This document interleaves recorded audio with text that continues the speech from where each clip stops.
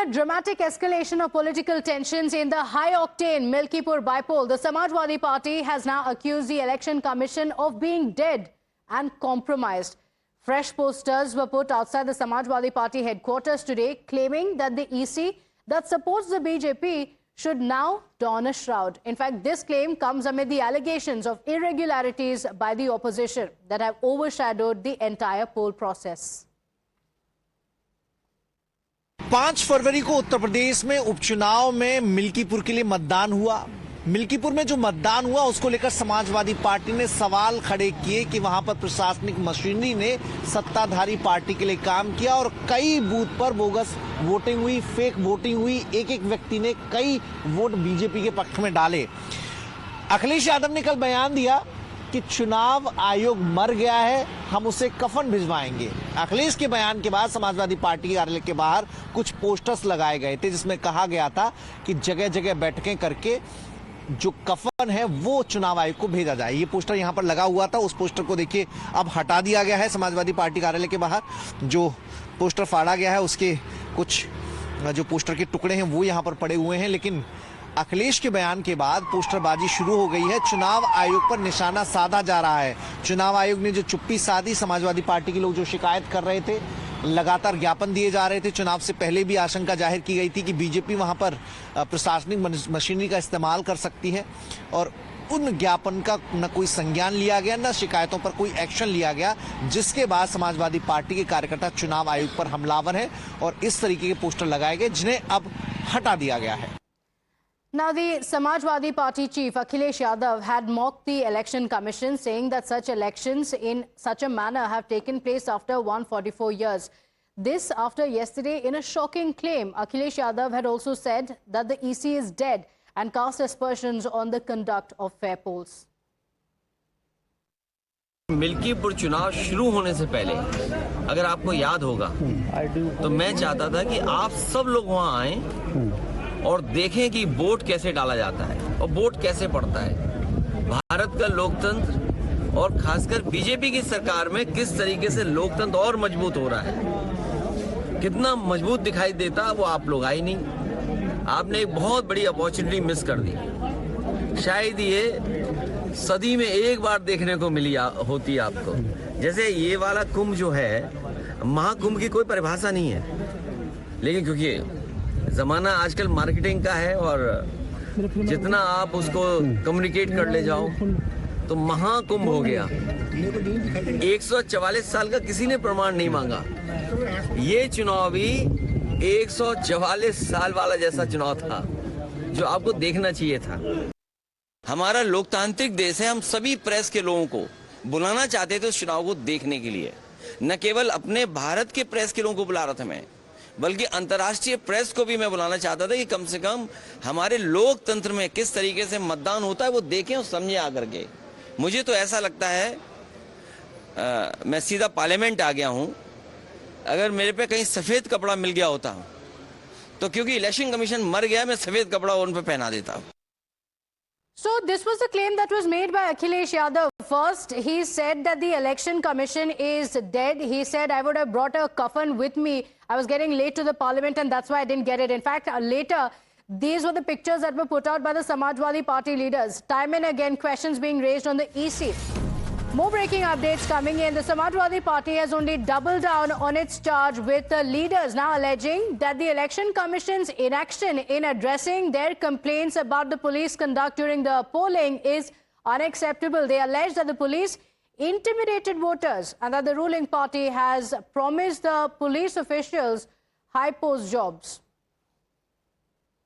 वो तो आप सबने देखा है सोशल मीडिया पर, और किस तरह से पुलिस वोट नहीं डालने दे रही है, धमका रही है, गाली दे रही है, करे तो मिट्टी में मिला दूंगा।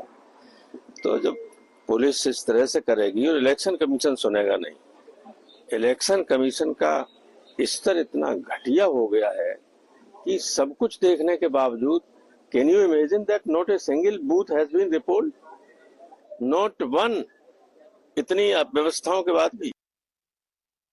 हम लोगों ने पहले भी अपील की थी कि 5 फरवरी को सारे इंटरनेशनल और नेशनल पत्रकार वहां पर रहें। बड़ी संख्या में मतदाताओं को वोट डालने से रोकने का काम हुआ। और बहुत सारी जो है मुस्लिम महिलाओं को जो बुर्का पहन करके आई थी, उनका कहा कि आपका वोटर कार्ड से आपका चेहरा नहीं मिल रहा है, बुर्का उतारिए। इस तरीके से वहां बहन और बेटियों के साथ अपमानित किया गया। हम लोगों की लड़ाई भाजपा से नहीं हो रही थी, पुलिस से हो रही थी, और पुलिस प्रशासन चुनाव लड़ रहा था।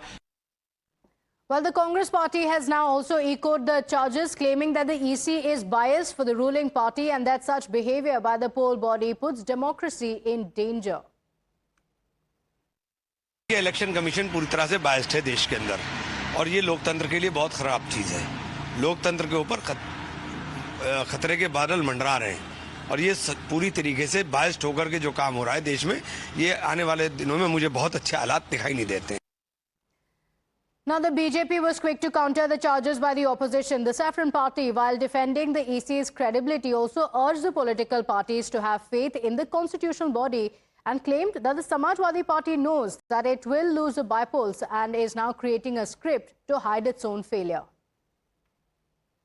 देखिए, चूंकि अखिलेश जी को अभी नहीं, हफ्ते 10 दिन पहले से ही लगने लगा था स्थितियां, परिस्थितियां और जन भावनाएं देख करके कि मिल्कीपुर में सपा का जनता ने सफाया करने का काम करने का मन बना लिया है।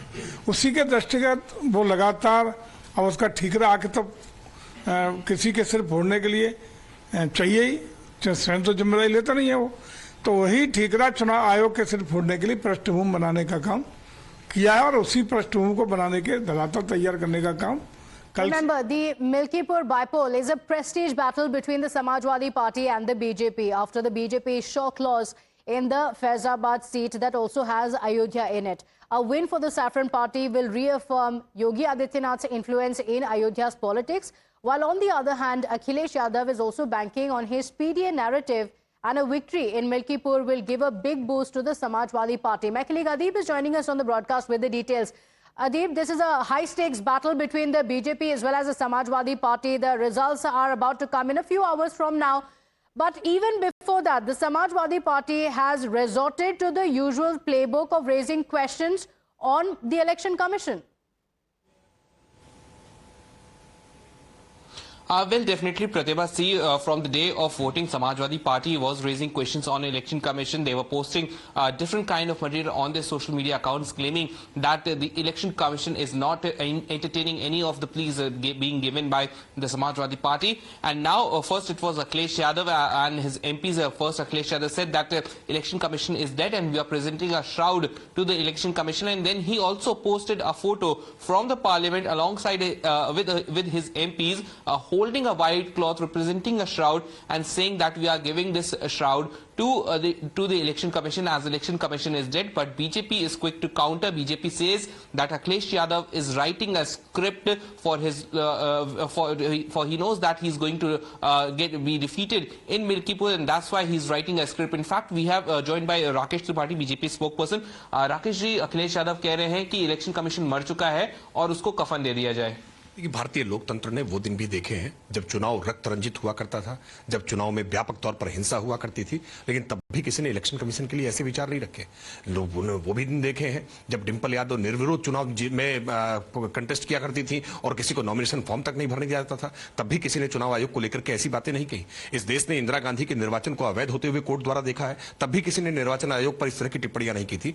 संवैधानिक संस्था पर इस तरह की टिप्पणी करना ये पूरी तरह से संविधान को न मानने जैसा है। और कौन लोग ये बात कह रहे हैं? वो लोग जो 2024 के लोकसभा चुनाव में लगातार इस बात का दम भर रहे थे कि भाजपा संविधान नहीं मानती है, भाजपा संविधान बदल देगी। वो लोग जो संविधान की प्रतियां लेकर के हाथ में घूम रहे थे, जो जेब में पॉकेट में संविधान की प्रतियां लेकर घूम रहे थे, वो संवैधानिक संस्थाओं का इतना अपमान करेंगे? देश से स्वीकार नहीं करेगा। भारत का लोकतंत्र आज पूरी दुनिया भर में बड़े आदर के साथ देखा जाता है। भारत के निर्वाचन आयोग के बारे में आज दुनिया भर में बड़ी सराहना होती है, और भारत के निर्वाचन आयोग को केवल एक पराजय के नाते आप चुनाव में जीत नहीं पा रहे हैं तो आप निर्वाचन निर्वाचन आयोग पर उंगली उठाने का काम करेंगे? आप अपने भीतर झांकिए, अपने गिरेबा में झांकिए और देखिए कि आपकी नीतियां क्या हैं। आप जाति के आधार पर, मजहब के आधार पर अपराधियों को साथ जोड़ करके आप राजनीति करना चाहते हैं। जनता इसको खारिज कर रही है और जनता के जनादेश को स्वीकार करिए, जनतंत्र का सम्मान करिए, लोकतंत्र का सम्मान करिए। So, Pratibha, see, BJP continues to train their guns at Akhilesh Yadav. They say that those who were talking about the constitution, they were saying that BJP is trying to change the constitution,